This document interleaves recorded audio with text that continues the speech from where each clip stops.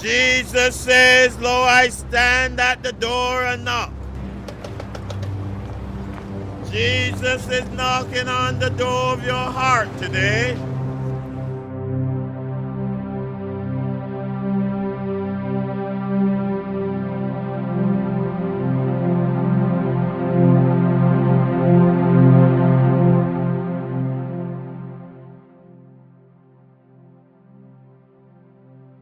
Consider the reasons why God should govern the universe. Perhaps in words or in theory, you were never denied his right to govern, yet in practice you have always denied it.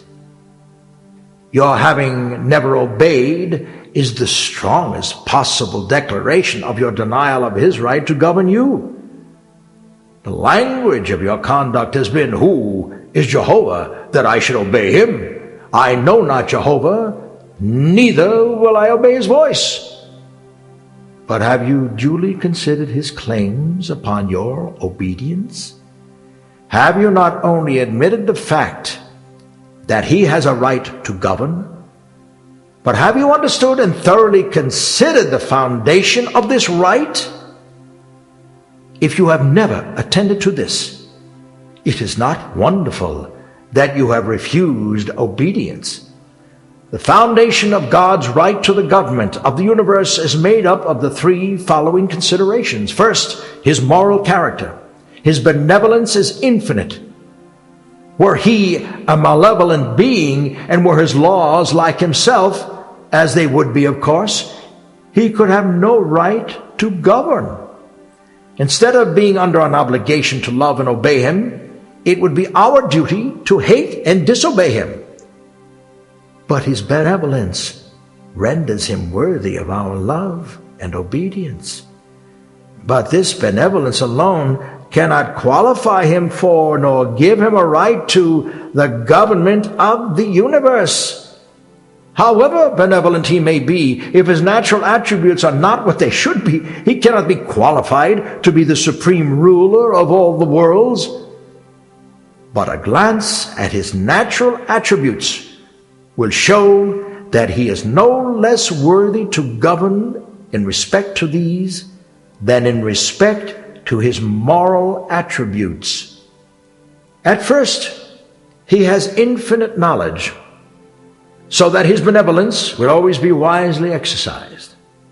Second, he has infinite power.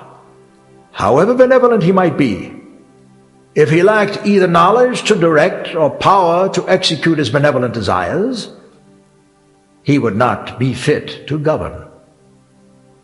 Again, he is omnipresent in every place at every time, so that nothing that benevolence desires, wisdom directs, or power can achieve can be wanting in his administration.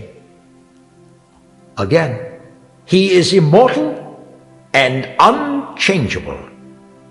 Could he cease to exist, or were he subject to change, these would be fundamental defects in his nature as supreme ruler of the universe. But again, neither his moral nor natural attributes, when viewed separately or collectively, afford sufficient ground for his assuming the reins of government. For however good and great he may be, these constitute no sufficient reason for his taking upon himself the office of supreme magistrate, irrespective of the elective choice of other beings. But he is also the creator, and holds by the highest possible tenure the entire universe as his own. Thus, he is not only infinitely well fitted to govern, but by creation has the absolute and inalienable right to govern. He not only has this right, but it is his duty to govern. He can never yield his office nor throw aside this responsibility.